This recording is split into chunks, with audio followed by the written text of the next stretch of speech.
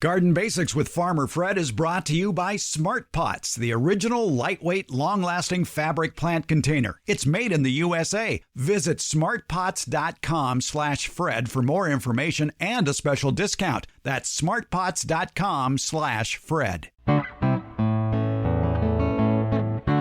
Welcome to the Garden Basics with Farmer Fred podcast. If you're just a beginning gardener or you want good gardening information, well, you've come to the right spot. Are you looking for a fruit tree with outstanding flowers in the spring? Well, look no further than the Red Baron Peach. It's Fabulous Fruit Friday, and Ed Laivo is here from tomorrowsharvest.com to talk about this tasty beauty with double red flowers in the spring and juicy, juicy peaches in the summer. Should your tomato plants really be in full sun? Well, as we're fond of saying on this show, it depends. More and more areas of the country are having unusually hot summers, and that can mean more tomato troubles. Can a bit of shade solve those issues? College horticulture teacher Debbie Flower has some thoughts on that. It's all on episode 102 of the Garden Basics with Farmer Fred podcast, brought to you today by Smart Pots and tomorrowsharvest.com. And we'll do it all in under 30 minutes. Let's go. It's Fabulous Fruit Friday. We're talking with Ed Laivo from tomorrowsharvest.com. Tomorrow's Harvest, a division of Birchall Nursery. And we like to bring Ed on and talk fruit trees every Friday here on Garden Basics. Ed, I'm hankering for a peach. I'm staring out my window right now, and I've got peaches ripening here, and I'm getting hungry for a peach. Do you have one? Yeah, I do. I do. And I got a really exciting one this week as well. I simply because, I'm a really big into edible ornamentals. I really believe that the fruit tree now has taken a new place in our landscaping. And, not only do we want trees that, of course, are beautiful, but we also want them to be functional as well. So here's a variety that does both. And I mean, it does both so dramatically. It's over the top. Let me tell you, the Red Baron Peach. It's the best. Wow. Named after Baron von Richthofen. It is. It is. Don't ask me why the Armstrong Nursery and their wonderful hybridization team that existed for so many years decided that in 1977 they were going to name a peach after a famous World War I German ace. Yes, and developed down in Wasco, by the way. Yeah, it was about Wasco. The Armstrong hybridization program, of course, was out of Ontario first, I think, and then, of course, made its way after so many years up into Wasco. They just were so prolific for so many years, and we'll actually even talk about another variety later on the show that came out of that same program. Oh, okay. For those who don't know, Wasco, a little bit northeast of Bakersfield, if that helps you out. Yeah, correct. Now, you said edible ornamental, so what's so ornamentally about the Red Baron? Boy, I'll tell you what, this has a stunning double red flower. It really probably could be classified as an ornamental first that happens to produce a lusciously wonderful piece of fruit. The red flower is so dynamic and very bold because, of course, it's a double flower.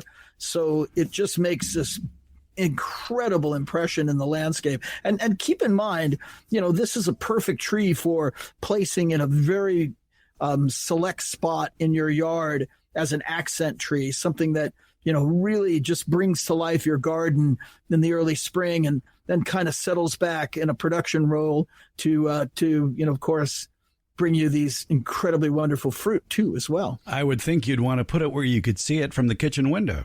I think so. Absolutely. And this is a freestone peach? Yeah. It's a freestone peach and low chill. Actually, I believe it's only 250 hours chill. So it's probably not a peach for all climates. I mean, that's probably one of the sad notes in this variety. It's probably a peach that's more suited for probably zone 8 on the outskirts and, zone 9A and B of course, would be its primary places. It does fine, like, for instance, in Northern California. It does fine down in Southern California. It does fine in Texas. So, the warmer areas where peaches grow well, the Red Baron is absolutely, a number one variety. But it is susceptible to damage if there is a spring frost. Yeah. Oh, yeah. That's why you wouldn't want to grow it in, let's say zone 7. I wouldn't try it in zone 7 at all. 8, if you got good air drainage, really, really good air drainage, morning sun, then you could try it in 8. But I wouldn't. I would almost say it's probably a peach that's suited for good peach climates. I imagine the skin would be red. Yes. Oh, yes. The flesh is yellow. Flesh is lusciously yellow. I mean, it's just this really, really orangey yellow. And is it more of a fresh-eating peach? Yeah, it is. It's one of those juice running down your arms, type peaches. Really intense flavor, lots of sweetness, and really, really juicy. So it's at its prime. It's probably not one of the more firm peaches. I think people have to kind of get out of the notion that firm is the only way to eat a peach. I would say that up until just recently, most peaches were considered to be ripe when they were soft ripe. Right. Yeah. Yeah. Firm is kind of a phenomena of the last, say, 30 years or so. Firm seems to have become more of a desired trait of fruit. And I really attribute that more to people's exposure to fruit in the grocery store, because it had to be picked, prematurely and for shipping. And so it came in always firm. And so as much as we would, not like to think about it, our tastes are influenced by, of course, what we're exposed to. And the commercial growers have served us up a palette of very firm fruit because of the shipping requirements for many years. On the calendar of when it ripens, is this one considered early, mid, or late? I'd call it kind of a early mid. Early mid. Okay. Yeah, early mid. All right. And yes, you can do that. You can do early. You can do early late. You can do early mid, late mid, early late, and late. Okay, so we're talking about July here then, basically. Yeah, for early the July. Red Baron peach. All right. And Yes. it's available at tomorrowsharvest.com, I do believe. Yep, it is. It is. We've got beautiful trees. Oh my gosh. I mean, the stuff that we're growing this year, just because we've had such an extended warm period, it's been so mild.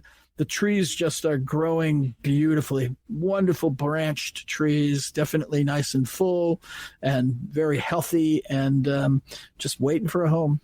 tomorrowsharvest.com, where you can find out more information about the Red Baron peach. You have time to answer a question or two here? Sure. All right. A text came in from Ashley, who lives in Oklahoma City, and it's a fruit tree question. She says, I bought a Bonanza patio peach 2 months ago. It's about 1.5 feet tall. About a month ago, it had one tiny flower bloom and grew 2 leaves, but then they died. I nicked one of the main branches, and it's still green inside. I taped the nick closed. Is my little tree dying, or is it going to grow more leaves later? You forwarded me the pictures, and I looked at the pictures, and I can assure you that tree is dead. And it's dead up. It's a tall graft or tall bud union on that peach. And I think it was, if you just received it, unfortunately, I think that probably came to you that way. And I would seek out some information from the company that you purchased it from to see if they might replace it for you. Because I can tell by just looking at the upper part of the variety that it's been really, really dehydrated for a long period of time, so that wood is sunken and gray and definitely has not been healthy for a while. Or it has been without water for quite a while.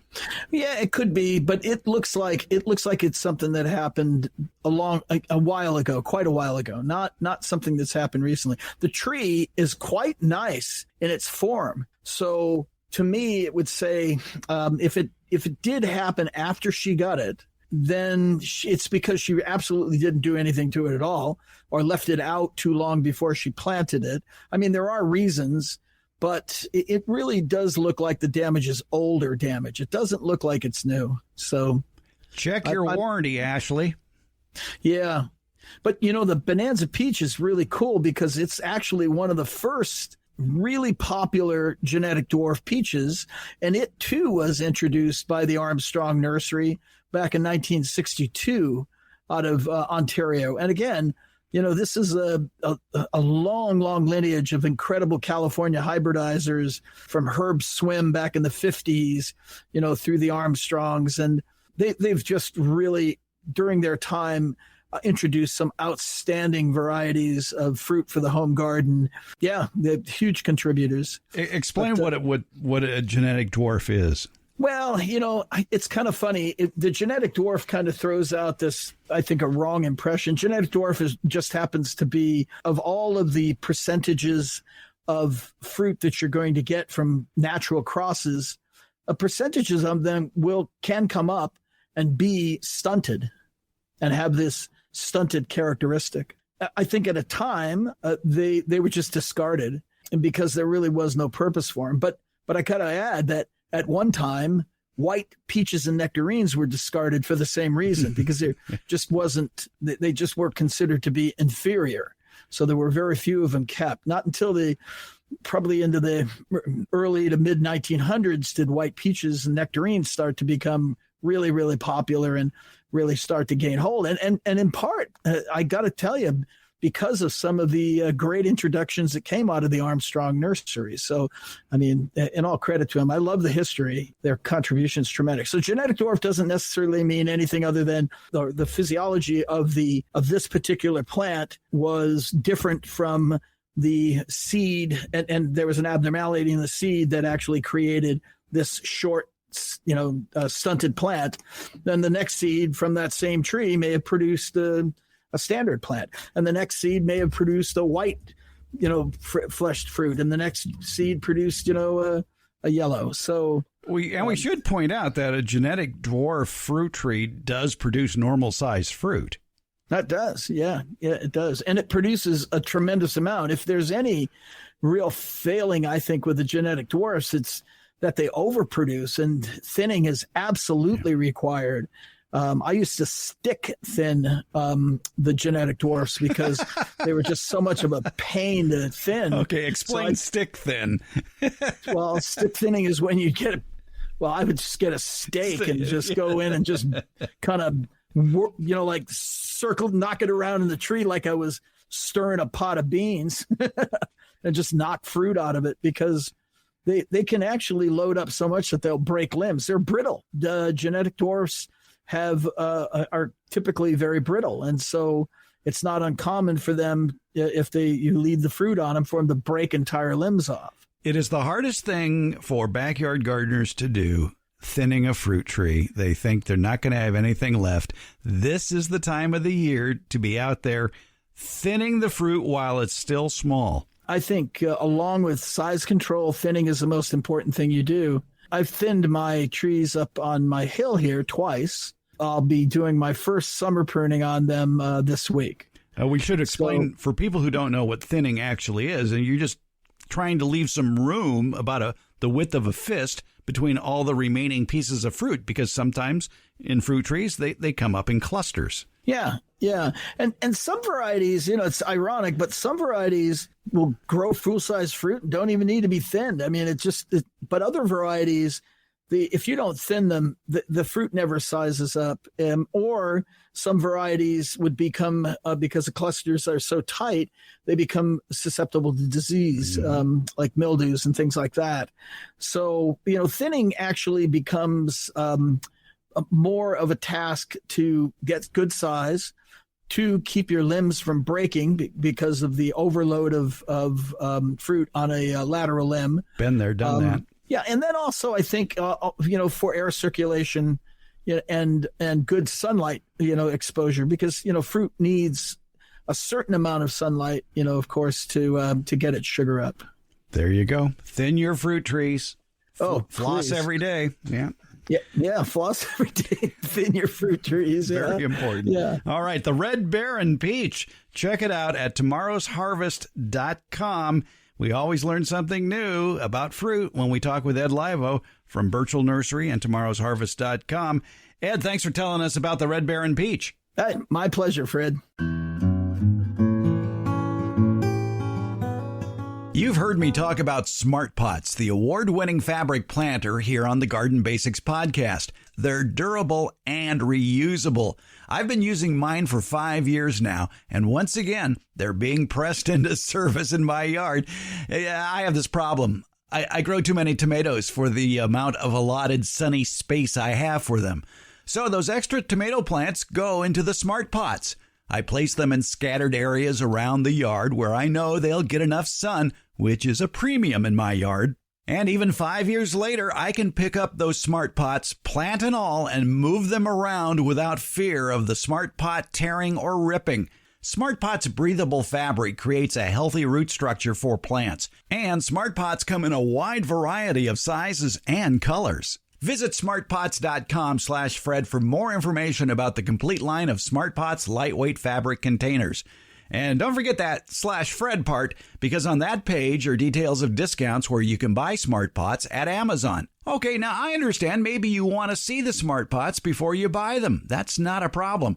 Smart Pots are available at independent garden centers and select Ace and True Value stores nationwide. To find a store near you, visit smartpots.com/Fred. We like to answer your garden questions here on the Garden Basics podcast. Sarah writes us from Baton Rouge, Louisiana, Debbie, and she says it gets hellish in the summer. As of now, there is some shade cast on my garden on my vast majority of tomatoes in the mid-afternoon. They get about 6 hours of direct sun, but all look healthy and most already have little tomatoes growing. All right. Should I trim back the oak tree that is shading them, or do you think this shade might be beneficial come June and July with its high humidity and above 90 temps? The leaves are still coming in on the oak, so I think the shade will get thicker soon. It starts throwing shade at about 3 p.m. By the way, Debbie Flower is here, our favorite retired college horticultural professor. And the way things are getting warmer in the summertime and for longer through the season, too. Here in California, we could start getting 100-degree days in May, and it can go through early October even. I'm beginning to think that some afternoon shade for tomato plants is beneficial. Yes, I have my tomato gardens planted on the south side of my light-colored stucco house, and I have actually fried tomatoes on the vine, and the vine went with it. So yes, in our very hot, we are in a dry climate, we do have that problem, and too much sun can become an issue. There were a lot of people who lost their cherry tomatoes last year, sweet millions, maybe? Sweet, no, do not cast aspersions on the sweet million. Okay. It would be, that's my favorite. Sun Gold, a very popular yellow variety, were cracking like crazy. The Juliets were suffering. It seems like the thinner skinned cherry tomatoes were having a hard time of it. Yeah, they were just drying out on the vine, and the vines, we saw pictures that people sent, and the vines were drying up as well. And so too much sun, yes, can be a problem with tomatoes. However, Sarah is in Baton Rouge, and it's very humid there. And so I would say to her, leave the tomatoes where they are. She said she went overboard. She didn't say that. She said she went kind of crazy and got lots of different kinds of tomatoes. And that's really cool because she'll get to decide what she likes, what grows well for her. But I would leave the ones that are in the shade and see how they do. They may enjoy that shade. My one concern is that in Baton Rouge, humidity can be very high, can be almost 100% with temperatures near 100, and that is that hellish environment she talked about in June and July. And that high humidity can allow what's called free water to form on the tomato fruit and or on the leaves. Free water, which is just a droplet. For us, we get dew in California, or raindrops all over the country, or this high humidity that can drop out of the environment onto the plant at whatever time of day. And that, if it's on that for 6 to 8 hours, then it allows the fungus and bacterial diseases to germinate from their spore stage and enter the plant. So she might start seeing bacterial or fungal diseases on the leaves and or fruit of the plant. And if that's the case, the message is don't plant your tomatoes there next year. Yes. And some varieties will perform better than others, so stick with the ones that work. Yes. So watch your plants. You're going to have to go out and do what every good gardener should do, and that's visit the plants on a daily basis and look for things like insects, like ants, and disease problems, spots on the leaves. How would she know what to look for, Fred? There's going to be all sorts of interesting issues happening that could be caused by too much water, as far as overhead irrigation or rain or high humidity or even sunlight. One of those issues that it could be either or is the cracking of the tomato. When you see tomato fruit cracking near the stem, that radial cracking usually happens during rainy periods when rains follow long dry periods, but fruit exposed to the sun may also develop cracks. And when you see that cracking, not too much you can do about it except maintain a uniform water supply. Basically. Right, and there are some cultivars or types of tomatoes that are more readily susceptible to cracking and others that don't do it as much. So that's something to take note of. Then you have your ugly, ugly diseases that can happen because of water irregularities. Probably the most common one is what we in the industry like to call BER, blossom end rot, which is, I don't care what you say, what you think it is, it's operator error. Yes, it is. And it has to do with irregular watering, sandy soil, wrong pH. It's not usually a lack of calcium. So when that person at the nursery tries to sell you some calcium to put on the plant, last time I checked, calcium can't be absorbed by a plant. Yeah, it has to break down. Yeah. There's probably plenty of calcium in the soil, but what happens down in the root zone, when you have that irregular watering, you have root suberization, which is just a fancy term for the roots cork over and can't absorb the calcium. Yeah, and if you have irregular watering, if you have dry periods, during those dry periods, the calcium that is in the form available for the plant to absorb it in its roots can't get to the plant because everything travels to the plant, into the plant, and through the plant in water. And so you need enough water. But if you have too much water, then the roots will rot. So irregular watering can lead to a lack of calcium in the plant, and you can get that blossom end rot in the tomato. Usually it is not a lack of calcium in the soil. It is the inability of the calcium to get into and through the plant. And you can't apply calcium to the outside of the plant because it just rolls off the leaves and the fruit. The fruit cannot absorb. You're not going to cure that tomato that already has blossom end rot. Right. What you can do is harvest it, cut off the ugly part, serve the rest. Right. And then change your watering habits so that the plants get regular water and can get calcium from the soil. Another thing that can cause blossom end rot, and this is something that gardeners would do when they see something like blossom end rot happen. Well, they'll do two things. Oh, it needs water, or oh, it needs fertilizer. Mm-hmm. And too much nitrogen fertilizer can just expand the blossom end rot. Right. Plus, there are varieties that are just prone to it, like a lot of the paste tomatoes. Yes. The Romas and the San Marzanos. So avoid those that get BER. Yeah, so observe your plants and see what problems they show and take notes. And then there are all those speckles.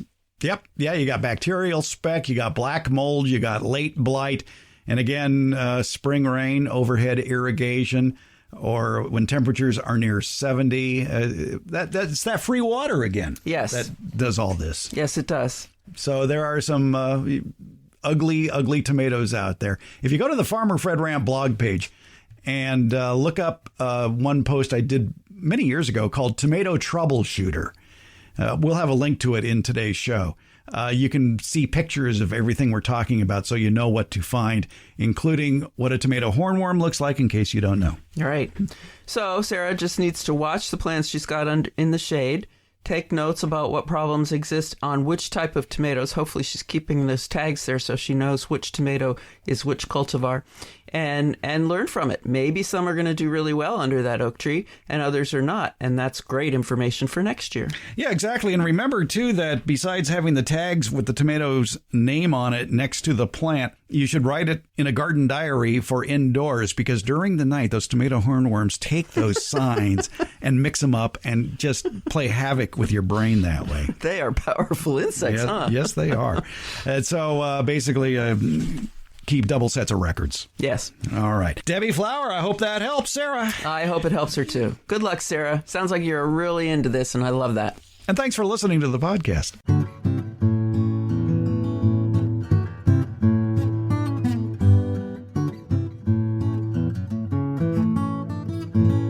Warmer weather means that fruit trees and berry bushes will soon spring to life with the promise of tasty, nutritious, fresh fruit for you and your family. So what are you waiting for? A website with more information? Okay, you've got it. It's tomorrowsharvest.com, your go-to site for a complete line of backyard fruit trees and bushes. Tomorrow's Harvest fine line of fruit trees is the result of 75 years of developing, testing, and growing. 3 generations of the Burchell family have been at the forefront of research and development of plants of the highest quality, and all of these beautiful edible plants have been carefully cultivated for your home garden. Look for Tomorrow's Harvest fruit trees at better retail nurseries.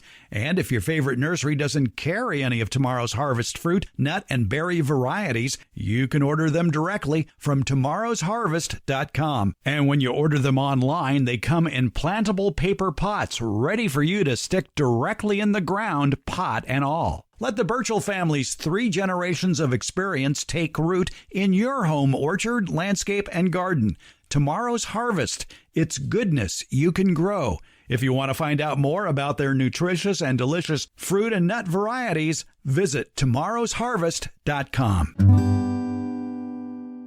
The Garden Basics with Farmer Fred podcast has a lot of information posted at each episode. Transcripts, links to any products or books mentioned during the show, and other helpful links for even more information.